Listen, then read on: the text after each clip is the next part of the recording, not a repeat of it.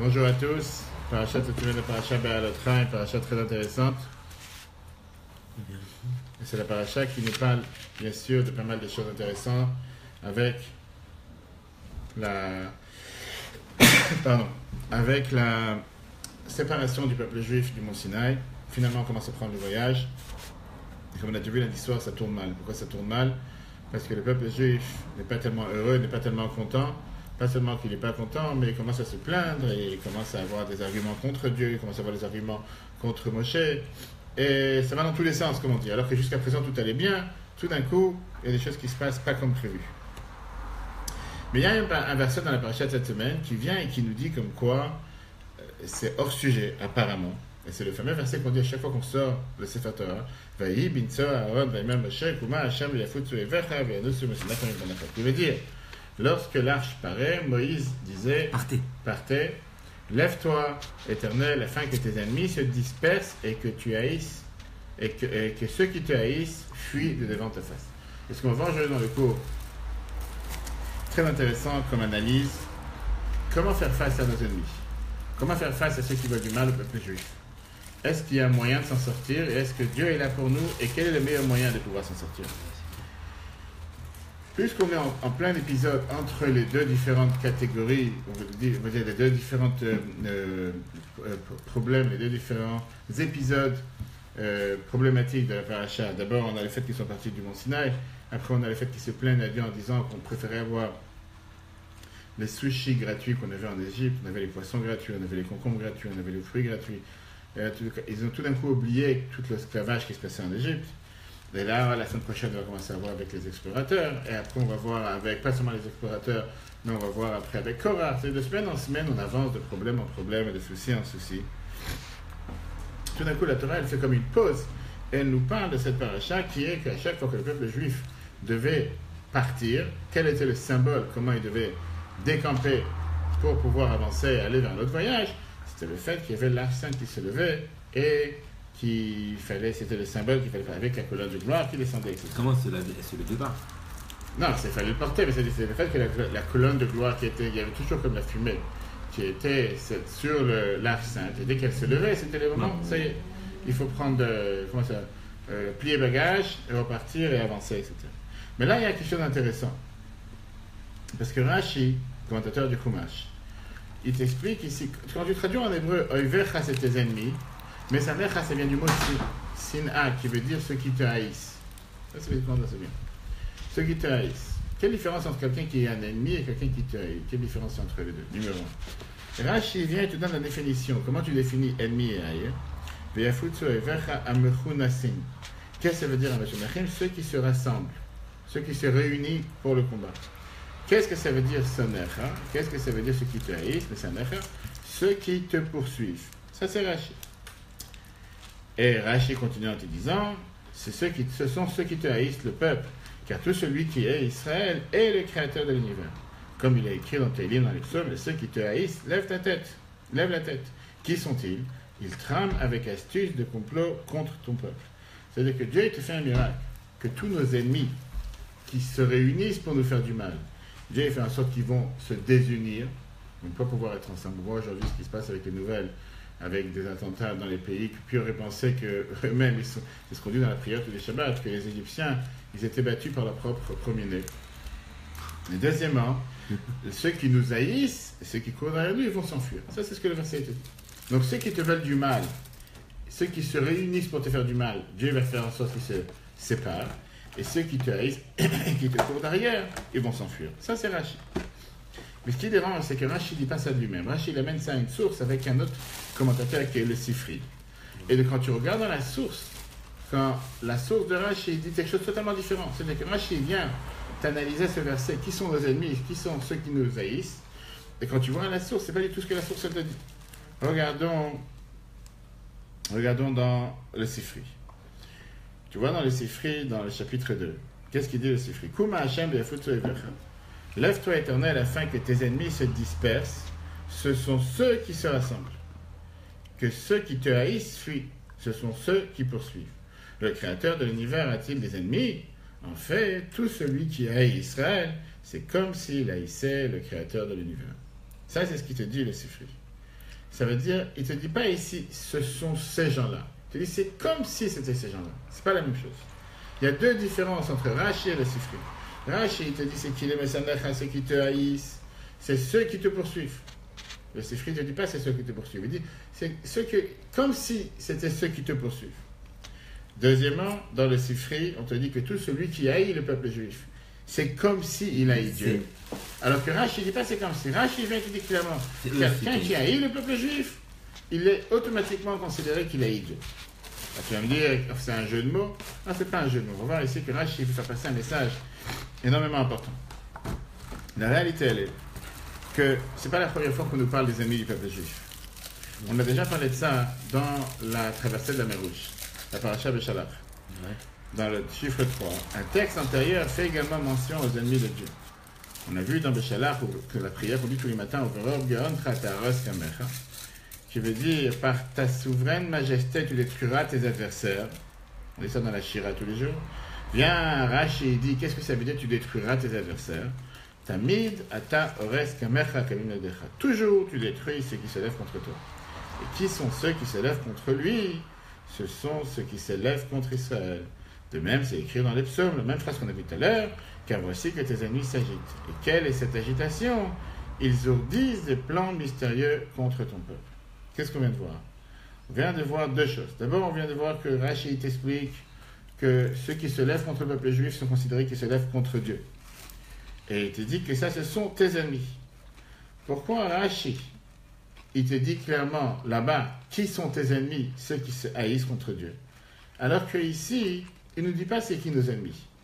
Il nous dit seulement, quand tu parles de ceux qui veulent te faire du mal, ceux qui se réunissent pour te faire du mal. Ouais. Qui sont les vrais ennemis?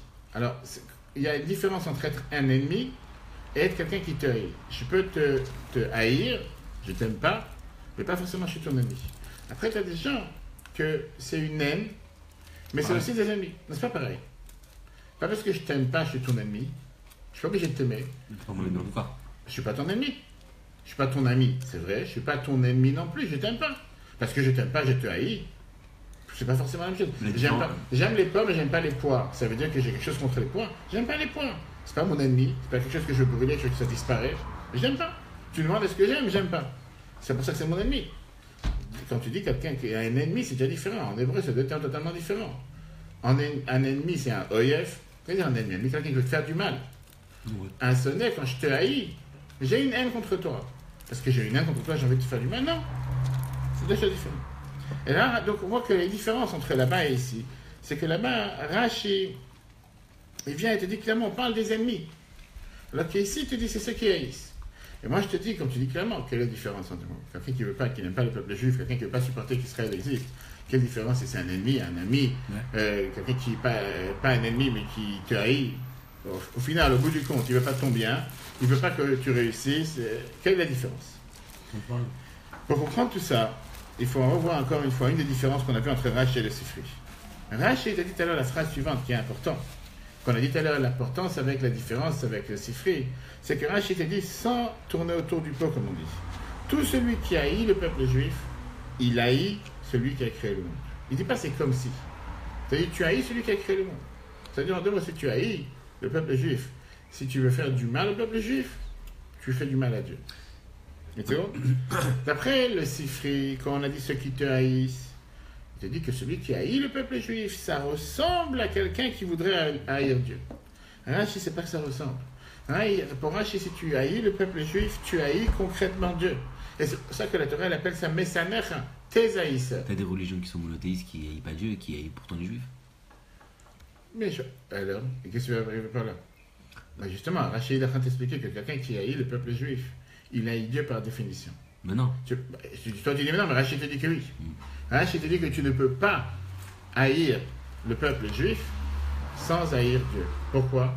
Il y a une phrase que le Rabbi écrit dans Yom, que tu aimes ce que la personne aime. Ouais. Qui veut dire, quand ta femme elle a besoin de quelque chose et tu aimes ta femme, tu aimes faire ce qu'elle aime. Tu ne veux pas dire j'aime ma femme. Pas forcément. Je peux la faire parce que j'aime faire plaisir à ma femme, mais pas forcément parce que tu l'aimes. Oui, non, quand même, il faut pas dire que tu aimes la chose. Mais comme tu sais que c'est quelque chose qu'elle aime, et tu aimes ta femme, Ouais. automatiquement tu fais quelque chose pour elle parce qu'elle aime cette chose. Ok. Donc tu aimes ta femme et c'est la raison pour laquelle tu fais ce qu'elle aime. Ok. D'accord. Si tu aimes ta femme, tu ne peux pas faire quelque chose qu'elle haït.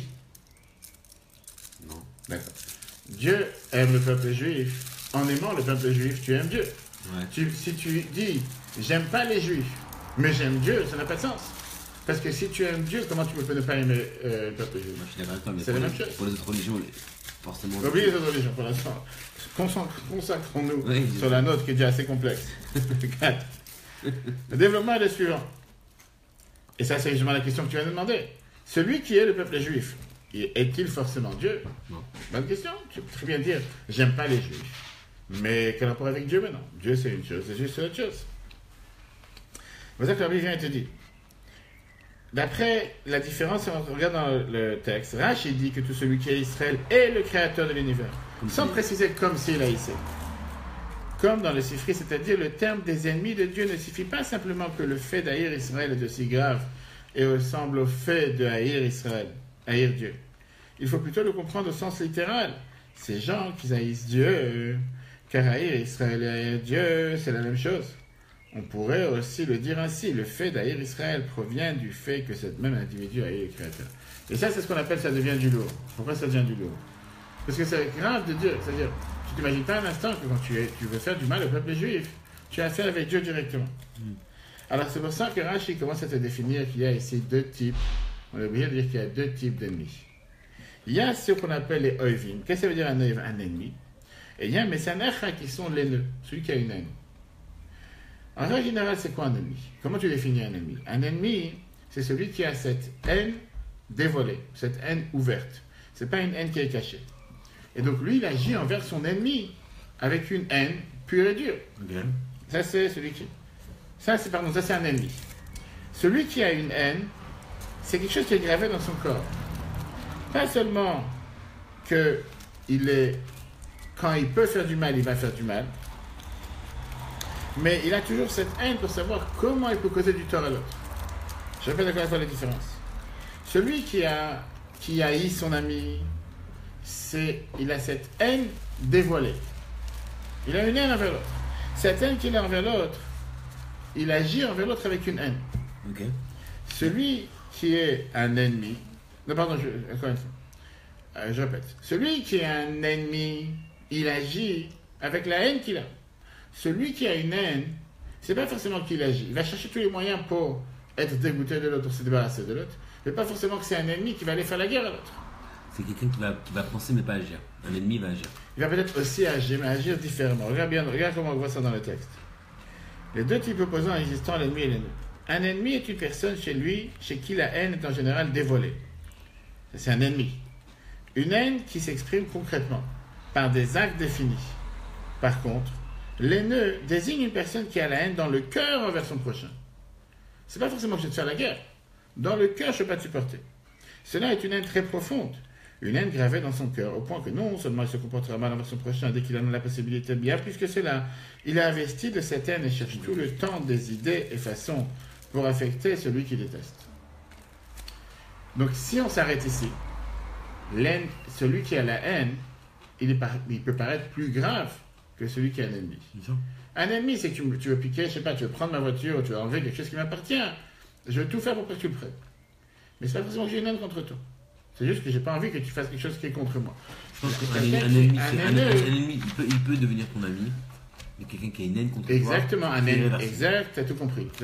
Bravo, pas des gens intelligents. Et c'est ça, on va en arriver. Un ennemi, combien de fois c'est arrivé un ennemi qui a fait la paix? Quand quelqu'un il a la haine, et c'est engravé à l'intérieur de lui, que pour lui il se dit que le peuple juif, il faut absolument l'exterminer, que Dieu nous en préserve, parce que ça vient avec cette haine, c'est différent. Pour ça, on a besoin d'avoir une protection supérieure. On va tout de suite voir. Maintenant, on va comprendre ce que Rashi dit. Maintenant, on va comprendre ce que Rashi vient et te dit. Mets le mouchoir en dessous directement. Voilà. Je te dis mes conseils, comment je fais moi-même. Maintenant, on va comprendre pourquoi Rashi te dit Messanecha, qui veut dire ceux qui te haïssent, c'est ceux qui poursuivent le peuple juif. Alors que ceux qui sont des ennemis, il te dit, c'est pas ceux qui poursuivent, c'est ceux qui sont rassemblés, ceux qui sont réunis. Quand tu parles des ennemis, que leur haine elle est concrète, ils n'ont plus la manière de faire leur guerre. Des fois, ils préfèrent être dispersés. Des fois, ils préfèrent être rassemblés. Dépend de la tactique qu'ils ont choisie. Et donc, on ne peut pas dire que les ennemis, c'est ceux qui sont réunis. Parce que pas forcément que les ennemis sont tout le temps réunis. Des fois, ils ne sont pas réunis. Quand tu parles de ceux qui te haïssent, ça veut dire qu'ils ont une haine profonde dans le cœur. Ça, c'est des gens qui vont te courir derrière. Ils vont tout faire ce qu'ils peuvent pour faire mal au peuple juif par n'importe quel moyen possible et imaginable. Leur définition de qu'est-ce que ça veut dire qu'ils ont cette haine, c'est un cancer. C'est du matin jusqu'au soir, ils sont là à penser qu'est-ce qu'on peut faire du mal au peuple juif. C'est pas la même chose que les ennemis.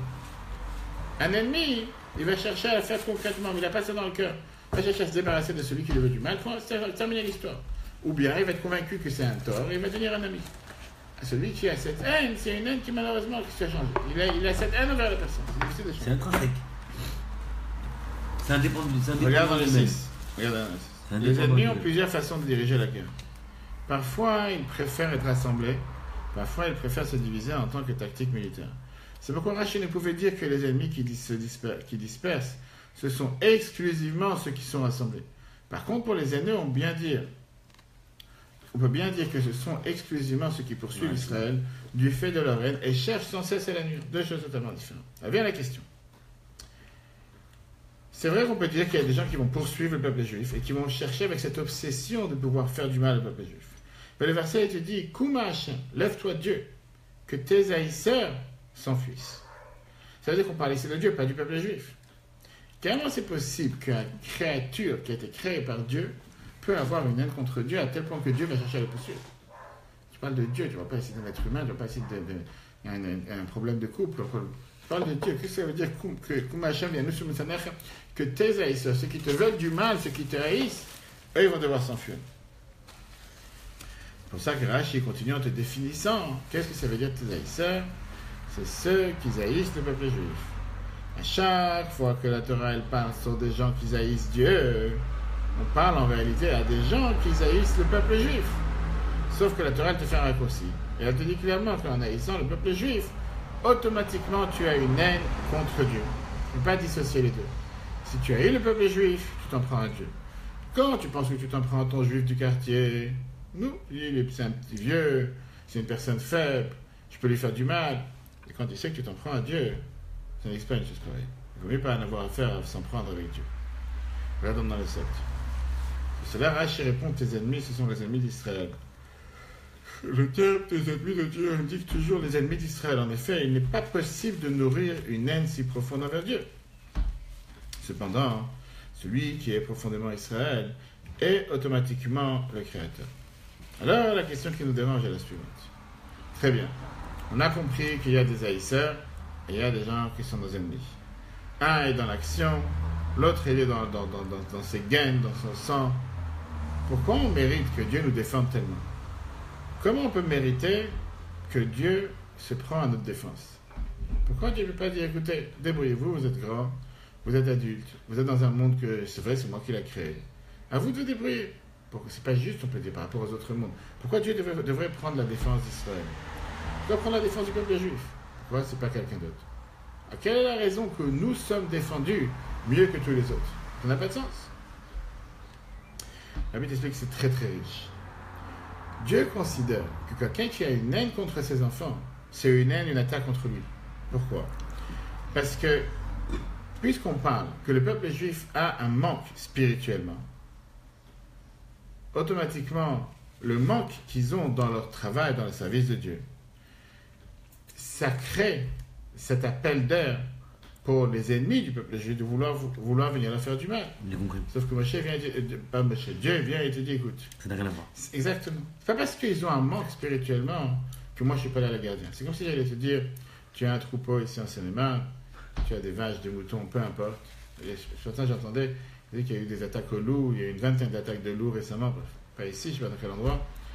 Le fait que tu as un troupeau, et le troupeau il est vulnérable, c'est pas pour autant que, puisqu'il y a des loups, et le troupeau il est vulnérable, parce qu'il ne fait pas tellement attention, parce qu'il va paître un peu partout, automatiquement le gardien il se dit, mais tant pis pour eux. Oui, tant pis pour eux. Ils ont fait une erreur, peut-être la prochaine fois il va prendre le mouton, il va te piquer, parce qu'il va lui dire comment ça que tu es parti en dehors du troupeau, mais c'est pas pour autant qu'il va lever la garde. S'il veut lever la garde, il ne récupère tout le troupeau. Il est obligé de garder la garde. Parce que c'est son troupeau. Même si le mouton, il a fait une erreur. Regarde dans le 8. Le 20, pourquoi Dieu nous défend-il à ce point? Il s'agit là d'un cas où il y a un défaut dans sa vie spirituelle d'Israël. C'est pourquoi le salut que vient par grâce à l'effort spirituel d'Israël, mais surtout du fait que l'ennemi est ton ennemi. C'est si Dieu doit commencer à juger est-ce que le peuple juif est méritant ou pas méritant, à ce moment-là on est mal placé, comme on dit. Parce que pas forcément qu'on va sortir avec une victoire en s'assurant que nous sommes méritants. Mais si Dieu ne regarde pas sur ce point-là, si Dieu il décide de regarder le fait que tu t'en prends au peuple juif, ça veut dire que tu t'en prends à moi, tu deviens mon ennemi, et ça devient ton ennemi, celui qui haït Dieu. Si les nations observent qu'ils peuvent toucher Israël, peuple choisi de Dieu, sans qu'il leur vienne en aide, cela est une profanation du nom de Dieu. C'est d'ailleurs la fameuse question, si tu te rappelles, qu'on a dit dans la Torah, quand Moshe, comme Dieu il a voulu anéantir le peuple juif dans le désert, Moshe il a dit, qu'est-ce qu'ils vont dire les gens en Israël, quand on aurait dû aller là-bas, qu'il n'était pas capable de se battre contre tous les gens qui sont en Israël, et c'est pour ça qu'il les a tués dans le désert. Et ça, c'est la plus grande profanation du nom de Dieu qui peut exister. Et c'est ce qu'on aurait dû rappeler à chaque fois quand il y avait malheureusement des attentats ou des attaques contre le peuple juif, que c'est la plus grande profanation du nom de Dieu, que les nations du monde, où nos ennemis se disent, toi, Dieu n'était pas là pour les sauver. On n'a pas d'explication à ça, on n'a pas de réponse à ça. Mais là, l'habitude dit la chose suivante. Et donc, c'est là le sens de la prière, lève-toi éternel, afin de dévoiler le lien entre Israël et Dieu, un lien qui rien au monde ne pouvait affaiblir. Ça ne justifie pas que le peuple juif ne fait pas ce qu'il faut. Le fait de ne pas faire ce qu'il faut, c'est leur problème. Mais ce n'est pas pour autant que Dieu doit lever la garde. Parce que Dieu ne peut pas laisser une telle profanation du nom de Dieu prendre place. Pour comprendre ça, on va comprendre avec 3 versets qui sont écrits dans les psaumes. C'est quoi les 3 versets qui sont écrits dans les psaumes? Un verset qui utilise 3 différents termes, avec la même idée de ce qu'on vient de voir. Et ça, c'est dans le psaume 68, verset 2. Là-bas, le verset dit la chose suivante.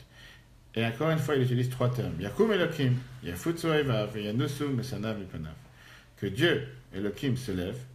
Encore une fois, les mêmes termes. Que ses ennemis se dispersent et que ceux qui le haïssent fuient de devant lui. Tu as ici 3 termes. D'abord, que Dieu se lève, comme s'il était assis, avant de se lever. Yafutsu Evav, que ses ennemis se dispersent. Yanusum, Mesanav, Mipanav, et que ceux qui le haïssent s'enfuient. Si je compare ce verset avec le verset qu'on a vu dans la paracha, qu'on a vu aujourd'hui, dans Vaïe Binsora, il y a une énorme différence. D'abord, chez nous, on dit le nom de Dieu, le tétragramme, qui est le Yud Kei Vav Kei, le chiffre 26. Alors que là-bas, on parle Elohim, qui est le nom qui a un rapport avec la nature, qui a un rapport avec la manière comment Dieu il agit dans le monde. Et donc, on voit ici qu'il y a différentes manières comment Dieu il s'exprime. Dans le Chumash, il exprime le nom de Dieu qui est le plus élevé. Dans les psaumes, maintenant, qui est moins important. Deuxième niveau. Et dans la Torah orale, il ne dit même pas le nom de Dieu. Il dit celui qui a créé le monde, sans te dire le nom de Dieu. Et ces 3 termes utilisés, c'est pas pour rien. Je pensais que dans la Torah, il n'y a rien qui est en vain, qui n'a pas de sens. Mais c'est pour justement faire montrer ce lien intrinsèque, ce lien éternel, ce lien intouchable, ce lien que tu ne peux pas en aucun cas détruire, qu'il y a entre Dieu et le peuple juif, qui ne dépend nullement de la manière comment le peuple juif se comporte.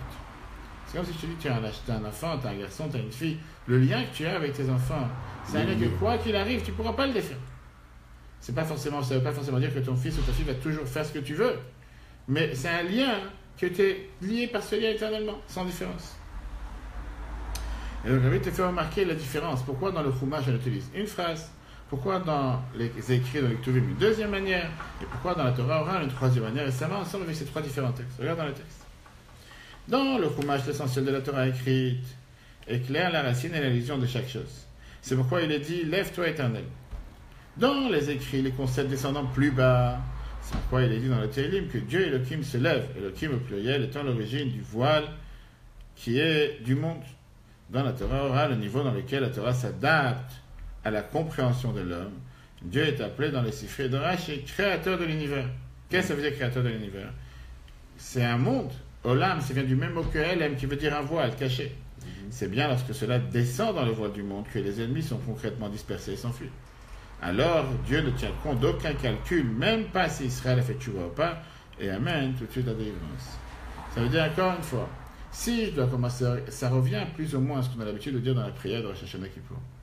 Rosh Hashanah Kippour, on a l'habitude de dire à Dieu que si nous sommes comme des enfants vers un père, alors juge-nous comme des enfants que même quand ils ne font pas forcément ce qu'ils veulent, ce qu'ils doivent faire, c'est toujours les enfants du père.